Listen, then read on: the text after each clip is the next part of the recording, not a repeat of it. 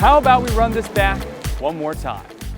4 drivers, shot at glory, shot at championship, in a one-race, winner-take-all melee at Phoenix Raceway. It all takes place in the desert.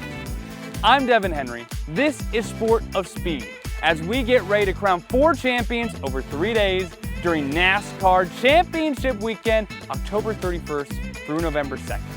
We will be here showing you what it's like to be behind the driver's seat, inside the mind of the drivers, and get to know them better as they look to rewrite the history books. Let's jump into today's episode with today's starting grid. We take you around the world of sports today. First of all, with Larry Fitzgerald, the Arizona Cardinals legend. He's hanging out with 𝙎𝙋𝙀𝙀𝘿 as he shows kids STEM inside the world of NASCAR. Then off to Chase Field with the Arizona Diamondbacks as Larson throws out the ceremonial first pitch. Plus, we sit down with Kligerman from NASCAR on the CW and head on into HonorHealth as the Speedy Bear Brigade visits Arizona. Today we start things off with the Watermelon Man. Ross Chastain finally became a crown jewel winner in NASCAR when he took home an improbable Coca-Cola 600 victory. This weekend he returns to Charlotte Motor Speedway, but now on the Roval, trying to get above the cut line and lock into the round of 8. We talk about, of course, watermelons, his championship hunt, and also a very questionable decision when he missed the playoffs 1 year ago. Let's ride the inside lane with Ross Chastain. About a year ago this time, you did not make the playoffs. So the beard came off. I think that scared a lot of people. Is the beard safe this year, or is the razor maybe coming out? No, it's safe. That was I don't really know. It was a involuntary spur of the moment thing. I woke up that day after we missed the playoffs and just cut it off. So no plans to do that this year. Well, for missing the playoffs and making that decision 1 year ago, now you are a crown jewel winner in NASCAR at the Coke 600. If you could look back to where you were at this point 1 year ago to who you are today, how are you different from that point when you missed that playoffs last year? Well, I'm bearded, so we can start there. Improvement. And from there, we showed that we could continue to show up and win. So we won at Kansas in the playoffs last year, even though we weren't competing in them. That was a big deal. I feel like you're physically incapable of doing an interview with someone without them bringing up watermelons, of course, but when you're growing up, you were a manual labor kind of guy. I don't know how many people really grew up that way anymore. Your hands and knees on the tractor. How do you think growing up like that kind of lifestyle, set you up for your success in what you do today on the racetrack and in life as well? Well, clearly I wasn't lifting up too many of the watermelons, or I'd probably be physically shaped a little different and stronger, but the farm life and life on the farm was to just do it. That's the name of our farm, is JDI, and the just do it mentality is what my dad has always said, and something that I live by and my family lives by. So at the racetrack, when something needs to be done, we just get it done and just do it. So I feel like that at the racetrack, if it rains, say, Mother Nature comes into play, we just wait and we race when it's dry, or we put on rain tires. At the farm, a single rainstorm or a hailstorm or something can wipe out our entire crop. So it's a lot easier to watch bad weather happen at the racetrack, although it puts a damper on the weekend. It's a lot better than getting too much rain or hail or too cold at the farm. Now, you came up with the Ag to Asphalt campaign. You're on the watermelon board. You went to the Corning Museum of Glass and you made a glass watermelon. Everything you could have picked, it was that. Giving back to where you came from is different for everybody in this garage, different for your teammate Daniel Suarez, right? But for you personally, how is giving back different? What does that look like for you? Well, it's shining a bright light on agriculture is what I want to do. It's self-serving. I'm selfish. I want to promote my family's history and our lineage of what we've done for 8 generations consecutively in watermelons alone. So if I can do that, and a rising tide raises all ships, then we sell more watermelons across the board. Watermelon farmers everywhere will benefit, and I'm for that. So, I want to talk about ag and watermelons and teach people where their food comes from. And although watermelons aren't part of probably anybody's everyday diet, I wouldn't mind if it was, but we can talk about other things as well. But watermelons, they're a smile fruit. It's hard not to smile when you're talking about them. Well, my girlfriend and I had some watermelon last night getting ready for this interview today, so it was a part of my daily diet the past couple of days. But I will talk a little bit about racing before we go away. You have won this race at Phoenix in the championship. You weren't in the championship 4. You're the only guy to do that so far and upset the championship 4. You were in the championship 4 a few years ago here at Phoenix. What's it going to take this year in 2025 to combine those two things and instead of celebrating victory lane, celebrate on that championship stage here in 2025? Yeah, That was a great memory and a great accomplishment to go do that day. But we want more, right? Like you said, so we need to be able to walk through each of these rounds and just go race by race, starting at Darlington and go from there. I can't look too far ahead without getting through these other races first. So, we know we have our notebook for what we did, that we've succeeded at, and what we failed at here at Phoenix, and try to put the best car on track we can when we come back in November. NASCAR Championship weekend right here, Phoenix Raceway, October 31st through November 2nd. My last question for you, though, comes from my mom. She was wondering, how do you pick the best watermelon when you're at the store, and then the best way to cut it, prepare it? Not all of us can grab it off the vine at the farm, Ross, so we need to figure this out. Yeah, I go for 3 easy things: look, lift, and turn. So a look at it should be symmetrical. It should be heavy when I lift it up. They're 92% water. And then yellow spot on the bottom, not white. That's that ground spot. That means the farmer let it sit there and mature all the way through. It has all those sugars that you're looking for and all that water content in there to be good. All right, how did you cut it in half and then you scoop it out of there? How do you prepare it for the family? I like to smash them open. Yeah, okay. That's when they taste the sweetest to me in Victory Lane. Well, my mom does like watermelons, not necessarily when Ross grabs one off the track and eats it like that, but he's hoping to drop the biggest watermelon of his career with the NASCAR Championship on November 2nd right here at Phoenix Raceway. On the other side is Arizona Cardinals legend Larry Fitzgerald with Carrie Osep as they show students the world of STEM in NASCAR. How about the two-time unofficial winner at Daytona? Parker Kligerman chats about his win at Daytona for Dale Jr. and of course how much fun he's having on the CW broadcast. Plus, Kyle Larson throws out the first pitch with the Arizona Diamondbacks, and the Speedy Bear Brigade invades the NICU at HonorHealth. Stick around, more on the way on Sport of Speed.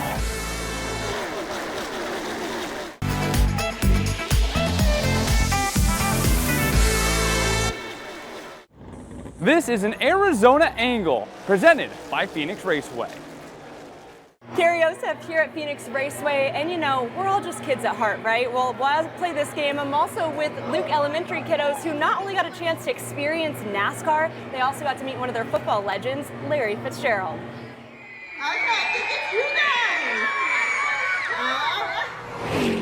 Yes, this fits. Trading his speed on the field to focus on keeping kids in the fast lane, thanks to his foundation of nearly 2 decades. I feel like that's my responsibility now, to be able to inspire and motivate and push the next generation, because you know there is a Larry Fitzgerald, there's a future Dale Earnhardt Jr. in this crowd. These kids, they have no fears. Like, they feel like they can accomplish anything and everything, and so our goal is just to put gasoline on their fire, accelerate it, be able to give them put the wind beneath their sails and help them go achieve what they hope to achieve. One of Larry's biggest achievements, the Larry Fitzgerald Foundation, paired up with the home of NASCAR's championship weekend, bringing students of Luke Elementary School to the track to learn the connections between racing and STEM. I think once kids get the opportunity to see that, it allows them to even dream bigger on how they can integrate in other things. It's not just about being a driver, it's about learning STEM, and knowing that math and science play a very big role in all the things of the world. So they have interactive stations like this will let them do something they really love to do, but be able to experience what the drivers get to go through every day. So just meeting the kids where they are, and it bringing them along and teaching them in that way. And so I love that. This Beyond the Finish Line field trip offered first-hand opportunities centered on the science, technology, engineering, and math behind NASCAR, all while showcasing one of NASCAR's top destinations. And of course, there was quite a bit of fun. It's like I'm actually doing the racing on the racing track. Maybe the most exciting part was having the chance to meet and interact with the former speedster and future Hall of Famer himself, although he won't admit it. We're much more excited about going around the track, even at slow speeds. As for the whole gaming and racing thing, let's just say it's not for Fitz. I'm terrible at video games. I'm terrible. My kids, Devon and they be wearing me out in Madden and FIFA and 2K. I'm a test dummy at home. Yeah. Get your tickets while they last for NASCAR Championship Weekend, October 31st through November 2nd. He is one of the most electrifying personalities in all of NASCAR, and you get to see him every single Saturday right here on CW7 Arizona with the NASCAR Xfinity Series broadcast. we sit down with Parker Kligerman to go over what it's like having NASCAR Championship Weekend at Phoenix, how much fun he's having in the NASCAR on CW booth, and also his favorite memory from being the unofficial winner at Daytona for Dale Earnhardt Jr. Standing in victory lane, and I look to my left, and it's Dale Earnhardt Jr. I look up at the top of the grandstands. It says the World Center of Racing, and then his race car there and me. And I was like, how the hell did I get here? So, it was definitely a shock, but it was super cool. It was a very, a massive honor to get that call from Dale. And, and also I hated the circumstance because of what Connor Zilisch has been doing and how incredible he's been. But I did think in my mind, I was like, the only other guy that drove this car this year was Kyle Larson, and he won. And I was like, and obviously Connor's just dominating. I was like, okay, if I'm half the race car driver I think I am, I've got to win this race. It was a big moment for me, to finally get an Xfinity Series win, although it won't be listed with hilarious, but such a me thing. But overall, it was so cool and an incredible experience. And one of the lasting coolest things is just that I got to spend that time with Connor, who is so incredible, so impressive, so mature. And I was like, man, overall, this was just an amazing experience. Even cooler that your teammate is up in the booth, Adam Alexander, calling you to the checkered flag. It has been so obvious how much fun that you, Adam, and Jamie McMurray have been having in the booth so far this year. How have you guys really, since race one, it just felt like you guys have fun in the booth. How do you create that camaraderie and that chemistry so quickly between the three of you? You said it, though. It's because we have fun. And it's literally like every time us three do a race together, if you could see us in the booth, we're just laughing, jabbing each other. Like, this is awesome. Obviously, the series puts on great racing. That's a testament to the drivers, the teams. The design of the car is awesome. And so I just think all those things combined with the momentum the Xfinity Series has had, being on the CW and being in one single place all year, which has shown great, audience growth. I think all those things combined, we enjoy it. It's the greatest job in the world because I enjoy racing. I'd be watching these races anyway. We just get to be the first to react to what's happening on track, and it's a lot of fun. The Xfinity Series Championship coming up on November 1st, a track that you've raced at, a track that you've announced at, a track that you pit reported at.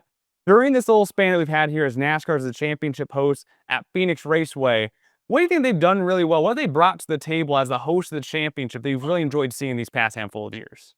Well, and I know I'm not alone in this thought. That facility is absolutely remarkable. It's beautiful. It's a great fan experience. The town really leads into it. There's a lot of advertising. They've, huge crowds each and every year for the championship finale. And so I think all those have been awesome. And for the Xfinity Series, we've seen some amazing finishes there. I think, the 𝙎𝙋𝙀𝙀𝙿 and Cindric to this past spring with Almirola and Bowman and sliding across the line and bumping doors, that sort of stuff. I just think it's been a great mix of good racing, but also to me, really what sticks out about that facility is just the facility itself and how great it is. I saw a Reddit conversation that was like, hey, what's the best facilities in NASCAR? And Phoenix and Daytona were top two. And it was like, yep, that makes sense. Those are some of the best experiences for the fans. And the camping out there is insane. Every time we arrive there, I can't believe how many campers there are, how many people are there. So it's just overall a great vibe. It's a great event. And so, I think it's a fitting place for the finale because of those reasons. It feels like a championship event, a championship weekend when you're there. And I think the drivers and all the teams, everyone respond to that when you have that atmosphere. On November 2nd, NASCAR crowns a Cup Series champion for the 6th time at Phoenix Raceway. But do you know which track hosted NASCAR's inaugural season finale in 1949? A total of 21 different tracks have hosted NASCAR Championship Weekend. Then known as the NASCAR Strictly Stock Series, 8 races made up NASCAR's first championship season, won by Red Byron. The season began at Charlotte Speedway and crowned its first champion at the legendary North Wilkesboro Speedway. Sport of Speed returns after this.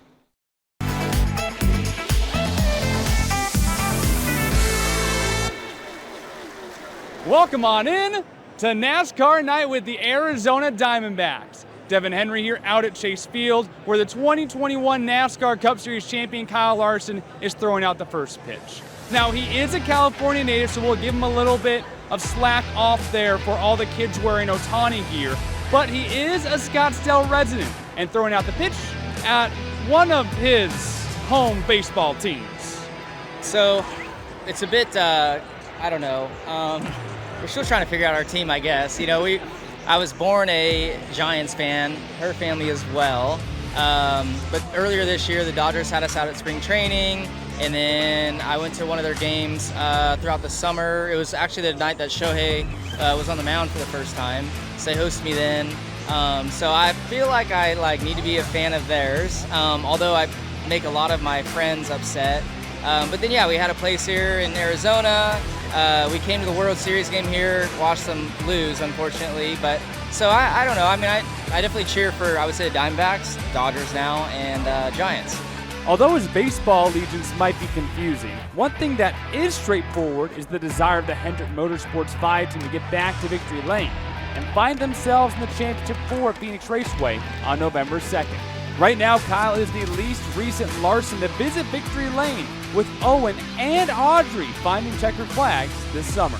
It's really cool. It's actually probably a lot of ways cooler to watch your kids win. So it's getting down to an important part of the season for me. So I would love to win at least 2 more races. You know, 2 races. You know, the rest of the year would be great. You know, 3, I guess. You know, 1 each round. I feel like we have some good tracks for us in the round of 8. And then when you get to Phoenix, you know, everybody's got a shot. Hopefully somehow some Penske cars don't make it to the Final 4, because if they do, I think they're going to be very, very, very tough to beat. But as long as you can get yourself into the Final 4, you have an opportunity. So we just got to keep executing, and hopefully we can find ourselves there. And the pitch was a smooth delivery to victory lane.